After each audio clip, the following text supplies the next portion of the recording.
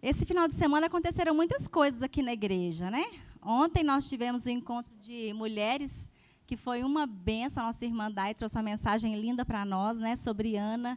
Aprendemos muito com ela. Nós oramos aqui, por cada cadeira que está aqui, o seu assento, nós oramos por ele, por você estar aqui hoje, para Deus trazer você aqui para ouvir essa palavra, né, junto com a gente. Nós oramos por aquelas cadeiras que estão lá, ó, juntinhas no cantinho, pelas pessoas que não estão vindo, que estão em casa, para que vocês possam vir cultuar com a gente, né, dentro das condições de cada um, é claro. Mas nós também oramos pelas crianças, que esse ministério está começando a voltar, né? Então, isso para nós é um motivo de muita alegria. Nós tivemos um teatro aqui pela manhã, fizemos uma filmagem com as crianças, logo, logo vocês vão assistir.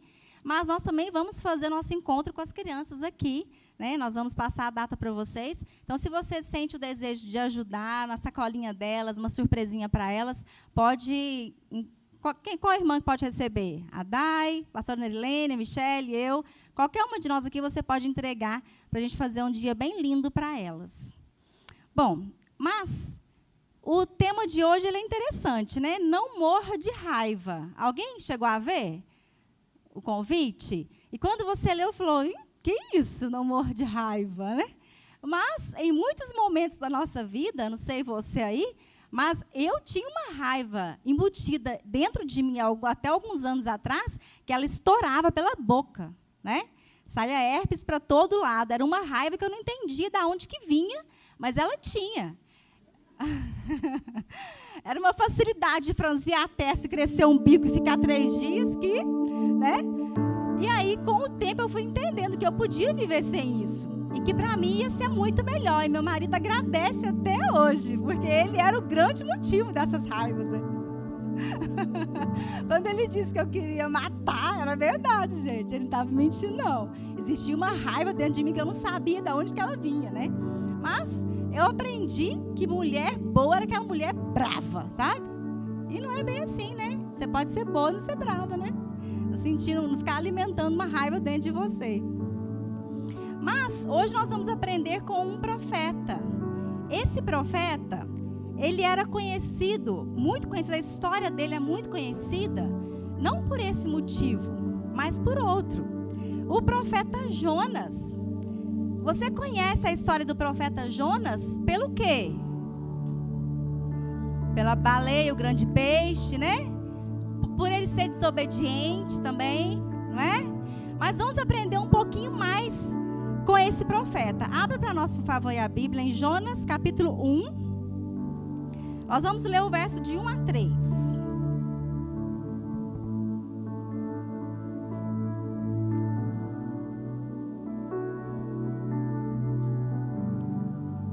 Eu estou na nova linguagem de hoje, nova tradução da linguagem de hoje, ok?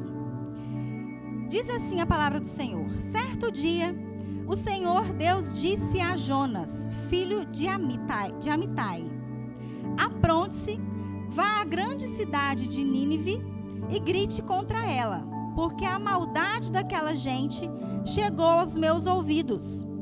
Jonas se aprontou, mas fugiu do Senhor, indo na direção contrária. Ele desceu a Jope e ali encontrou um navio que estava de saída para a Espanha.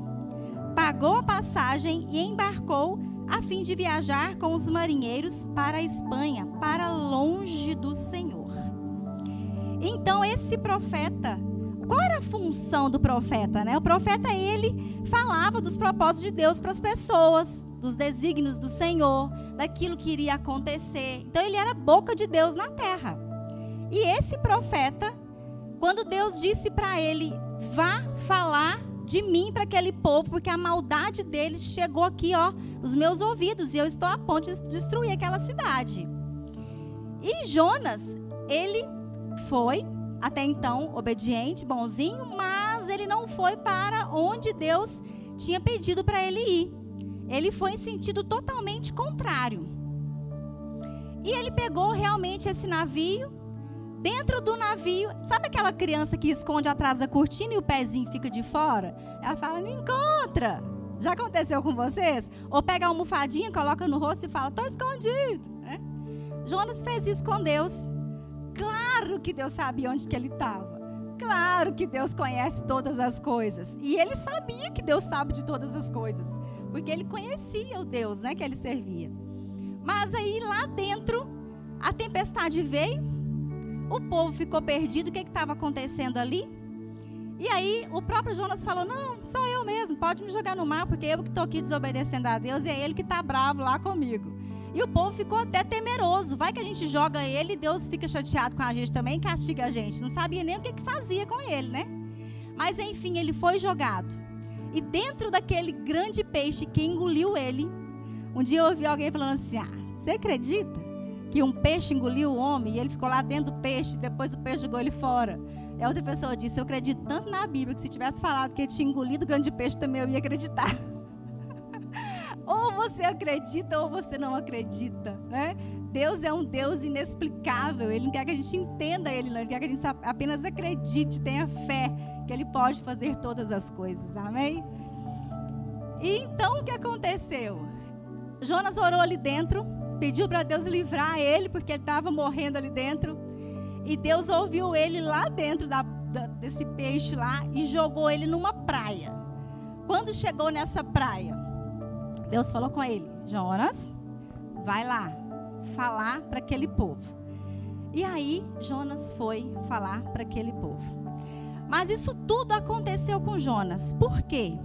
Existia algo mais profundo dentro dele, que fez com que ele fosse desobediente e passasse por tudo isso que ele passou, que não foi fácil. A gente lendo acha até que foi engraçado e tudo, mas não foi fácil. Era uma dificuldade tremenda para ele. E ele passou. Por que ele passou por isso? Existia algo dentro dele, mais profundo, que fez com que ele desobedecesse. Passasse por tudo isso. E eu quero que você entenda o que era que tinha dentro de Jonas, que conhecia Deus, que ouvia Deus, que falava de Deus para as pessoas, mas que não queria ir para essa cidade. O que aconteceu? Nós vamos ler capítulo 4. Hoje eu vou ler bastante Bíblia com você, porque se você deixa para ler Bíblia só na igreja, eu vou ler aqui. Mas se você ler em casa, você vai achar ótimo, porque você deve gostar. Então, tá tudo certo, né? Diz assim a palavra do Senhor, ó.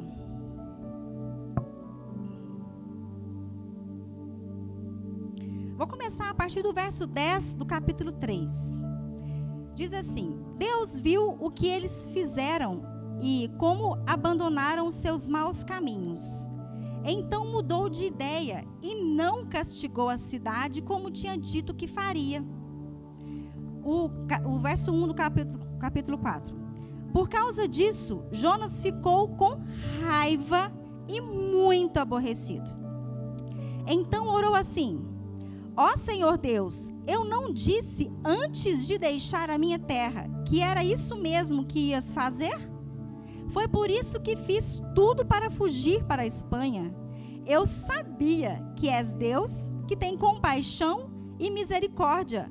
Sabia que és sempre paciente e bondoso e que está sempre pronto a mudar de ideia e não castigar. Verso 3. Agora, ó Senhor, acaba com a minha vida, porque para mim é melhor morrer do que viver.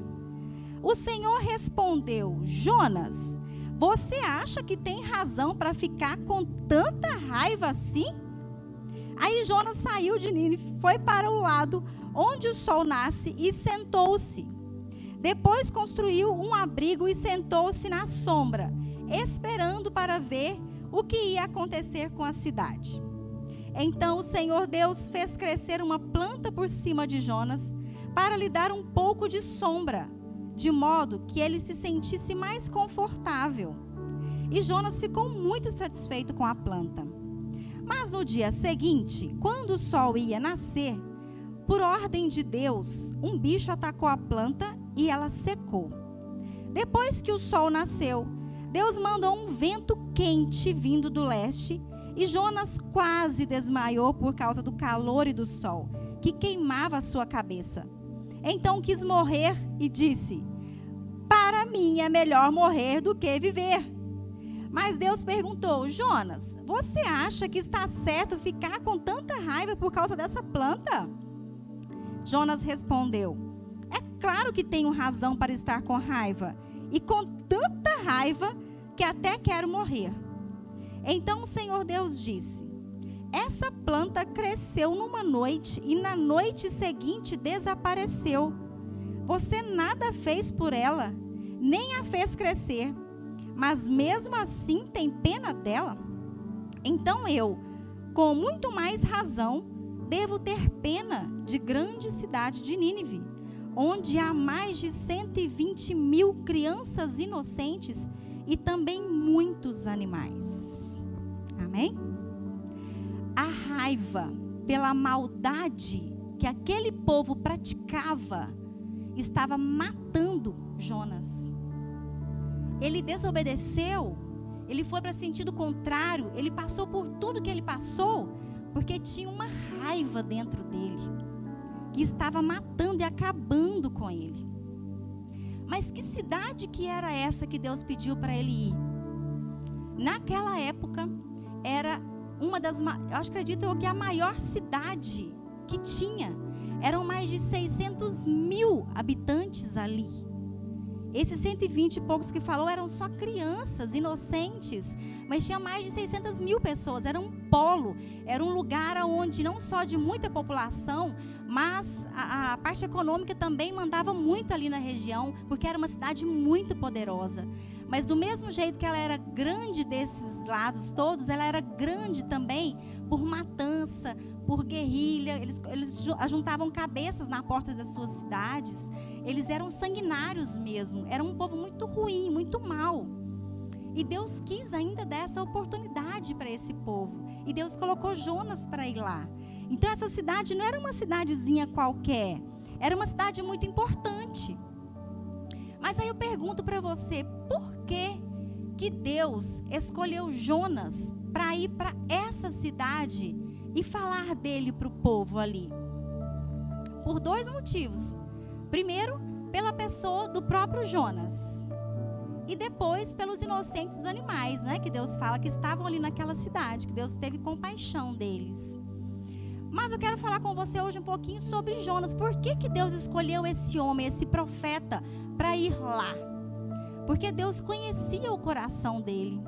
E Deus se importa com quem é dele. Amém? Deus se importa, você é dele, você entregou sua vida para ele, então ele se importa com você. Do mesmo jeito que o papai cuida dos filhos e quer ensinar, quer andar, quer mostrar, ele faz isso com você também na sua vida espiritual, como família, como marido, como filho. Ele cuida de você também. Viver o que prega. Era isso que Deus queria que Jonas entendesse. Meu querido, não é para você se sentir bem e falar só para as pessoas que já são de Deus, são boazinhas e estão tudo ok. É para salvar os perdidos. É para falar para aqueles que não têm. Entende? E aí, Deus queria mostrar isso para Jonas na pele dele. Era onde ele sofria, onde era difícil para ele. E Deus colocou essa prova para ele. Uma coisa é fazer a obra e outra é ser transformado por ela. Uma coisa é você ir falar de Deus, trabalhar na obra dele. Outra coisa é você ser transformado por isso que você faz. E Deus queria que Jonas fosse transformado por aquilo que ele falava. Ele falava de um Deus altíssimo, um Deus todo-poderoso, um Deus que podia e fazia todas as coisas. Então Deus queria que ele experimentasse isso tudo. Mas Deus não deixou Jonas sozinho. Deus esteve com ele do início ao fim. Deus estava com Jonas. Deus viu ele no barco. Deus viu ele dentro do grande peixe. Deus encontrou com ele na praia. Deus viu ele indo na cidade falar para o povo. Deus estava com ele no monte quando ele subiu para ver o que ia acontecer lá na cidade. Deus estava com ele o tempo inteiro. Deus enviou, mas Deus não abandonou ele. Ele estava com ele o tempo todo. Até quando ele estava lá curtindo aquela raiva toda, Deus estava lá com ele. O que eu quero dizer para você? Vamos trazer para a sua vida. Sabe aquele momento de sofrimento que você passou? Deus estava com você lá. Sabe aquela dificuldade que você teve que vencer? Deus estava com você lá. Sabe quando você não tinha saída, você não via uma luz no fim do túnel? Deus estava com você lá. Sabe quando aquele homem estava abusando de você? Deus estava com você lá. Sabe quando aquela mulher te humilhou? Deus estava com você lá. Naquele trabalho que foi tão difícil, eles estavam achando que você era escravo. Deus estava com você lá. Quando você chora sozinha aí no seu quarto, no seu travesseiro, porque você não vê saída para a sua situação, Deus está com você aí. Você não está sozinho, você não está sozinha. Deus está com você. Ele quer te mostrar uma saída, Ele quer mostrar para você que é importante. Deus colocou você aqui para ouvir essa mensagem, para dizer para você: ei, eu estou com você, você não está sozinho. Eu sou um Deus de milagre, eu sou um Deus que faço. Eu sou o grande eu sou o mesmo, e eu posso fazer por você. Não desista, sabe por quê, filho? Porque você não está sozinho. Eu estou com você até o fim, até os últimos dias. Eu estou vendo todas as coisas. Ele acha você uma pessoa muito importante. Ele quer que você entregue para Ele todas as suas feridas, todos esses sentimentos ruins que estão dentro de você e que você não consegue colocar para fora, você não consegue resolver. Você já tomou remédio, você já fez terapia, você já foi ao médico, você já fez tudo. Deus é acima de todas as coisas. Deus é incomparável a qualquer coisa. Não estou falando que isso não seja importante. Deus usa isso. Eu quero dizer para você que isso tudo está embaixo e Deus está em cima de tudo isso. Deus, Ele pode infinitamente mais do que você pensa ou do que você sonha por você. Ele só quer que você se entregue e continue. Ele não vai fazer por você até que você fala: toma, Deus, é seu, faça por mim, faça um milagre acontecer na minha vida. Ele quer ouvir isso de você. Mas Deus também se preocupou com os inocentes, com os animais, com as pessoas daquela cidade. Aí você fala: Leila, mas eram pessoas sanguinárias, eram pessoas difíceis, eram pessoas maldosas. Eram mesmo. Mas o olhar de Deus para a humanidade não é o meu, não é o seu. Ele é muito diferente. O olhar de Deus é um olhar de amor e de misericórdia. E que bom que é diferente, não é? Porque assim nós estamos aqui. Porque Deus também derramou a graça dele e a misericórdia dele sobre nós. Do mesmo jeito que ele fez com aquelas pessoas. Hoje, algumas pessoas estão como Jonas, morrendo aos poucos.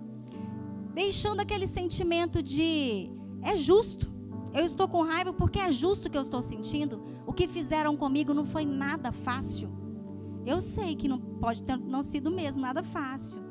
Mas eu quero que você entenda que não é justo com você alimentar esse veneno dentro de você.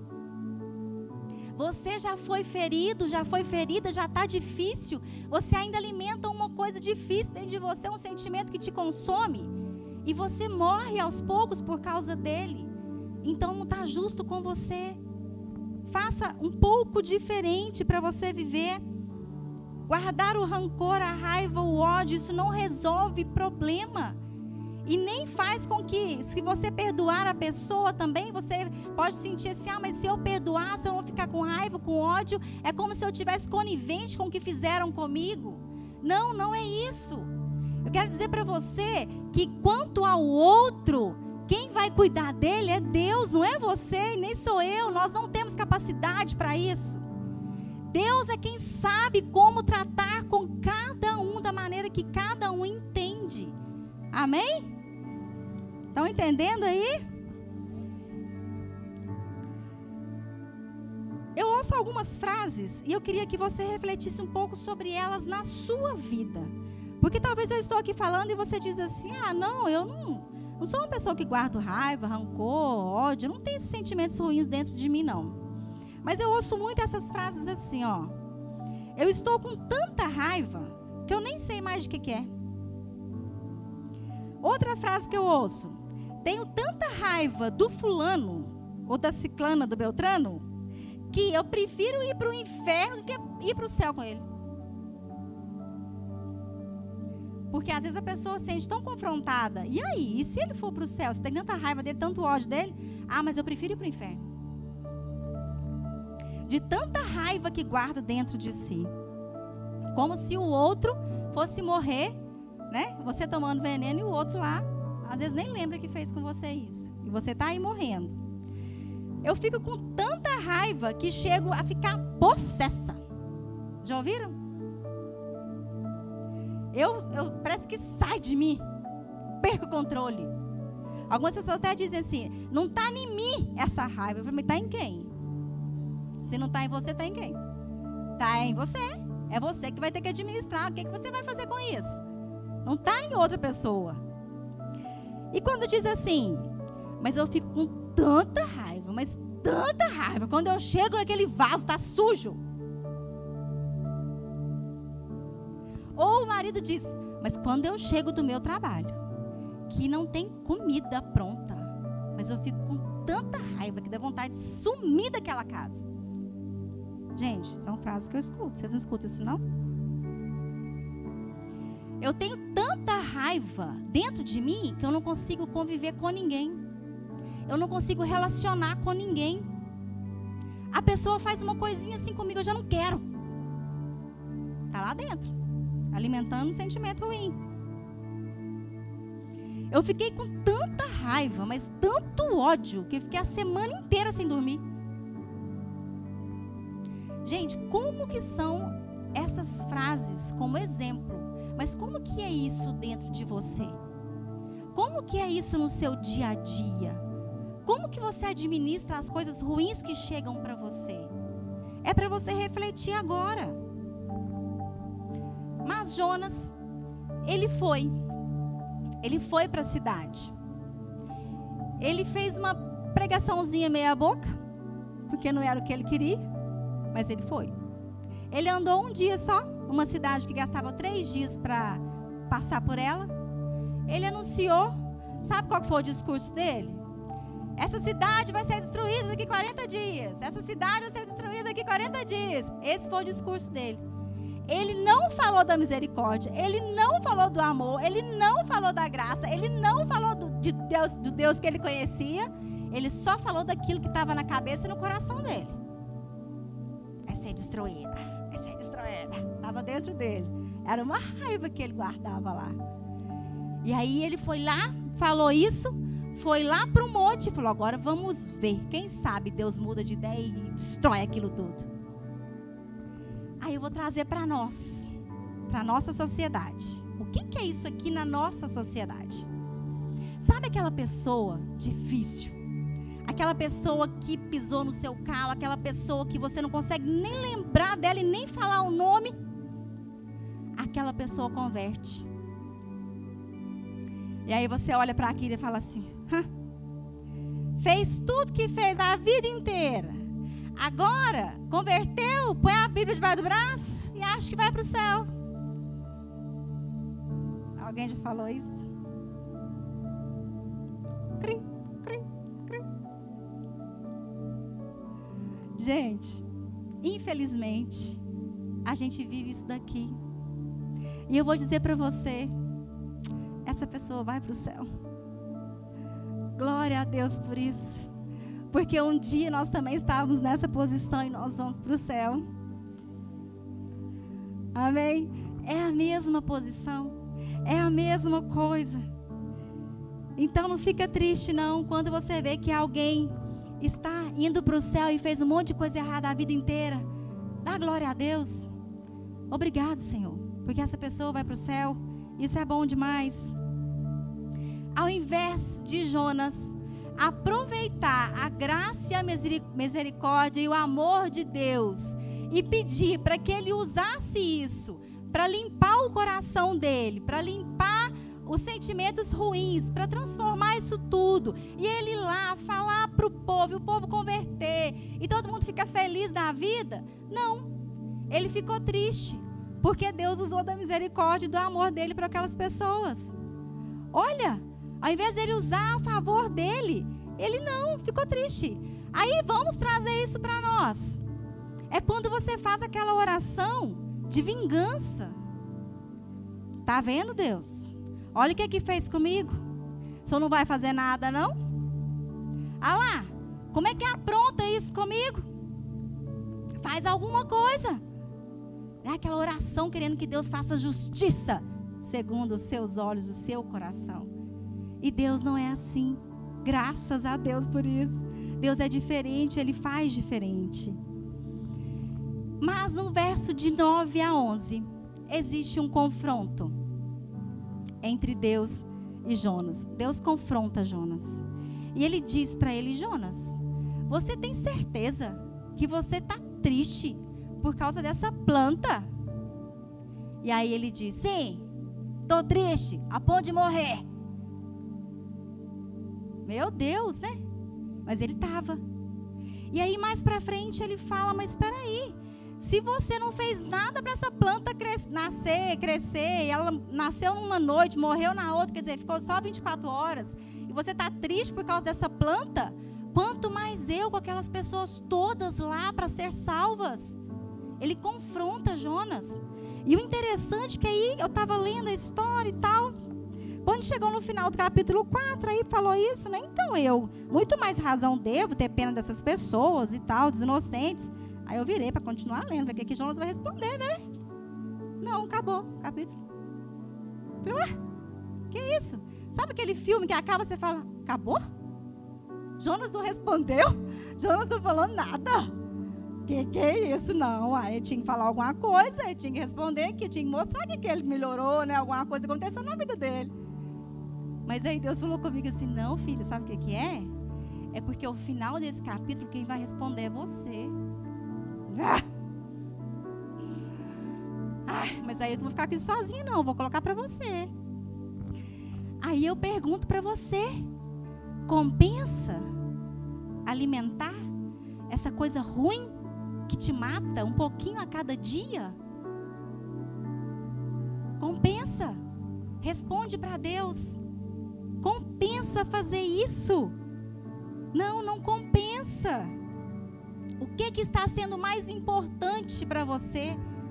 A sua saúde, a sua vida, a sua família, seus relacionamentos? Ou esse ódio, essa raiva que você está guardando aí dentro de você? Que é difícil até para você relacionar com as pessoas. Que é difícil para você ter algum tipo de relacionamento. Aí você responde para mim assim: não, Leila, eu acho justo sim. E dá até vontade de morrer mesmo. Você pode ainda estar muito amargurado, entendendo essas coisas. Mas eu quero dizer para você que quem cultiva esse tipo de sentimento dentro deles, as coisas pequenas, elas se tornam muito grandes. Uma briguinha, uma discussãozinha, uma divergência de opinião, vira uma briga gigante. Fica 3 dias sem conversar, quer separar, quer acabar com a família, quer sair do trabalho, quer se matar. Por quê? Já está muito ferido lá dentro. Já tem algo muito grande lá dentro. Então, quando vem uma coisinha pequenininha, elas se tornam muito grandes. E aí você para de enxergar as oportunidades que a vida te coloca. Você para de ver aquilo que tem de tão bom. Você passa a ser mais solitário. A vida começa a ficar mais pesada, mais difícil de levar. E o mais importante, sabe o que é? Não foi aquilo que fizeram com você durante a sua vida. O mais importante é o que você vai fazer com isso que fizeram com você na sua vida. Que direção você vai dar para isso? Que caminho você vai dar para isso? Porque está nas suas mãos fazer esses ajustes aí tão necessários. A raiva de Jonas, ela cegou ele ao ponto dele não ver a glória de Deus. A raiva que tinha dentro dele, a dificuldade que estava dentro dele, não permitiu que ele visse. Vocês perceberam o que aconteceu? Eu não sei se vocês já leram o livro de Jonas, ele é muito pequenininho, dá para você ler. Mas eu fico pensando, Jonas, ele foi à cidade, ele andou um dia, fez essa pregaçãozinha lá, anunciou lá, foi para o monte. Aí eu fico pensando, Paulo apanhou, foi jogado, foi picado, foi estraçalhado, foi humilhado, passou fome, e Paulo estava lá e estava pregando e estava anunciando. Jonas, tá igual os menininhos de hoje, a época da Noninha, né? Tudo facinho. Ele foi lá, pregou.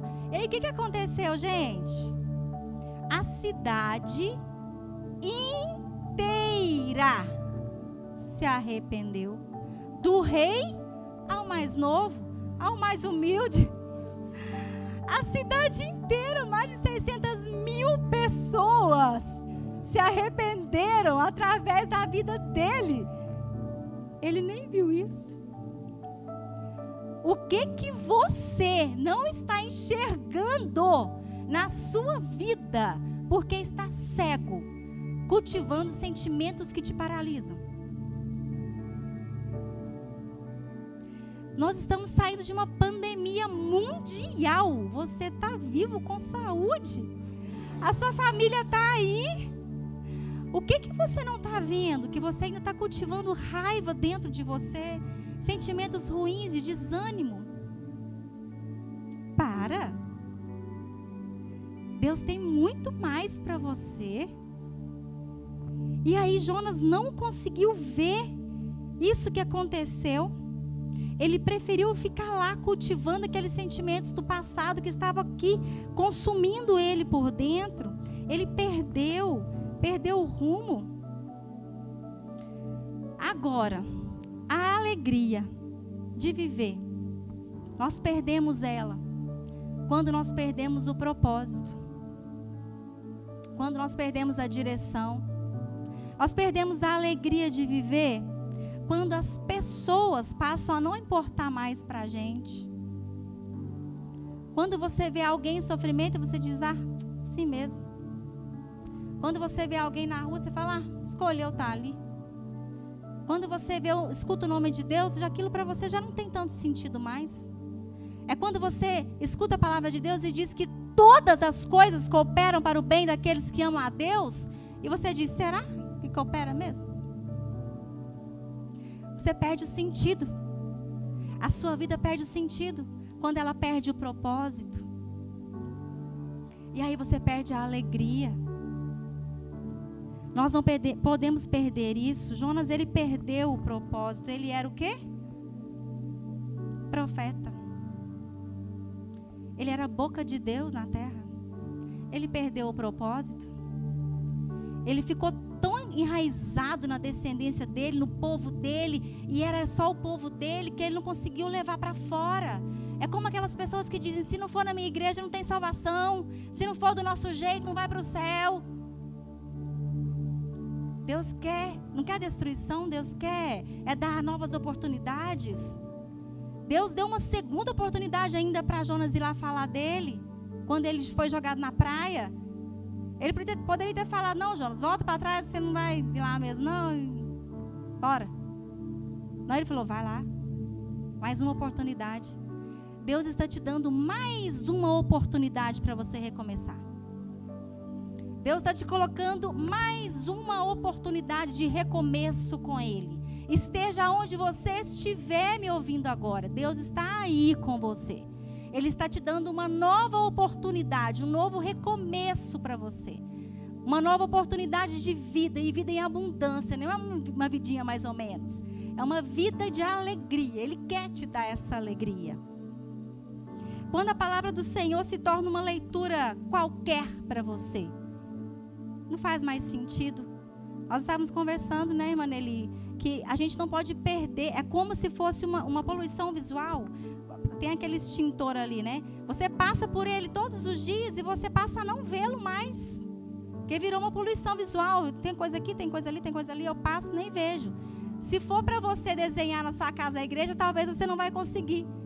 Porque você já não começa a não ver as coisas mais. Perde o sentido para você aquilo. Não permita que a palavra de Deus perca o sentido na sua vida.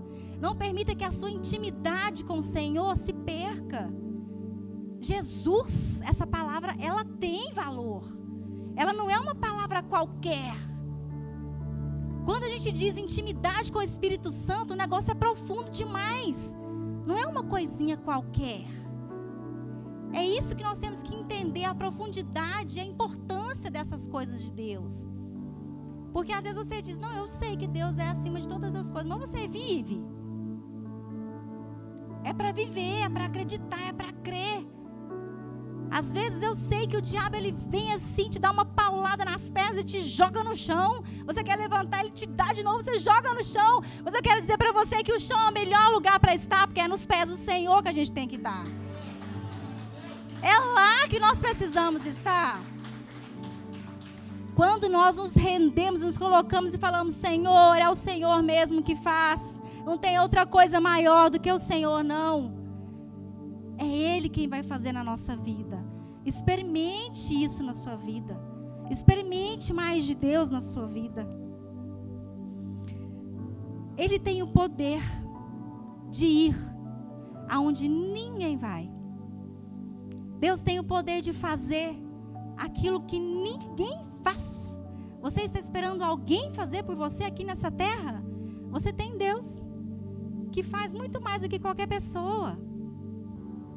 Se agarre a Ele, peça para Ele, tira tudo que está aqui dentro, entrega, fala, Deus, eu estou te entregando, eu quero isso para mim não quero esse sentimento ruim não, eu não quero guardar raiva, rancor, ódio, eu não quero nada disso, tira tudo, coloca coisa boa, eu quero coisa boa aqui dentro de mim. Você pode fazer isso. Vamos ler mais um texto de Hebreus, para a gente encerrar. Hebreus 4, de 12 a 16.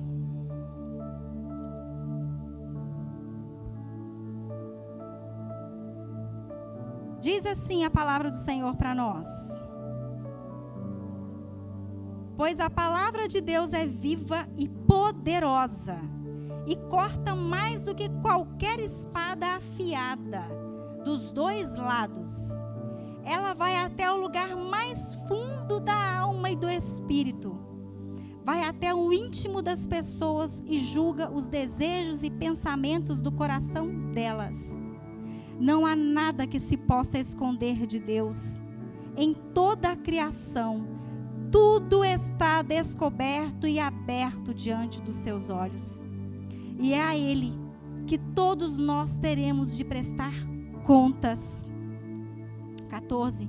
Portanto, fiquemos firmes na fé que anunciamos, pois temos um grande sacerdote poderoso, Jesus, o Filho de Deus, o qual entrou na própria presença de Deus. O nosso grande sacerdote não é como aqueles que não são capazes de compreender as nossas fraquezas. Pelo contrário, temos um grande sacerdote que foi tentado do mesmo modo que nós, mas não pecou. Por isso, tenhamos confiança e cheguemos perto do trono divino, onde está a graça de Deus. Ali receberemos misericórdia e encontraremos graça sempre que precisarmos de ajuda. Aleluia! Aplauda o Senhor porque Ele merece. Glória a Deus. Agora é o seu momento de entregar para Deus. Fecha seus olhos, rasga seu coração, tira tudo para fora, entrega para Deus, fala, Deus, vem fazer uma limpeza. Vem tirar de mim, Senhor Deus, todos esses sentimentos ruins que me marcam, que me ferem. Eu não quero alimentar isso dentro de mim mais, Senhor Deus. Em nome de Jesus. Eu quero me envolver com as suas coisas, com a tua obra, com o Senhor. Eu quero ter uma intimidade com o Senhor. Eu quero conhecer a tua palavra para eu me sentir liberta. Em nome de Jesus, entrega isso tudo para Ele, porque Ele pode fazer. Experimenta da infinita bondade dEle. Deus é maravilhoso e você pode soltar esses pesos. Você pode fazer totalmente diferente. Porque nem com Jonas, Deus foi lá e mudou. Deus colocou para ele pensar, para ele refletir. Vale a pena mesmo, Jonas? Vale a pena mesmo, João, Maria? Vale a pena mesmo, Alice? Olha, é com você que Deus está falando. Vale a pena mesmo? Não vale a pena, Senhor. Então entrega para Ele todas as suas dificuldades. Se você ainda tem um monte de coisas ruins dentro de você, faz uma varredura aí, entrega para Ele, faça um renovo, recomece com o Senhor. Ele está te dando uma nova oportunidade de limpar o seu coração, de limpar a sua vida e você viver diferente, porque o que Ele quer te dar é infinitamente melhor do que tudo que você já viveu até hoje. Hashtag Deus é tremendo. Me tornei mais um dos milhares de seguidores que tu tem.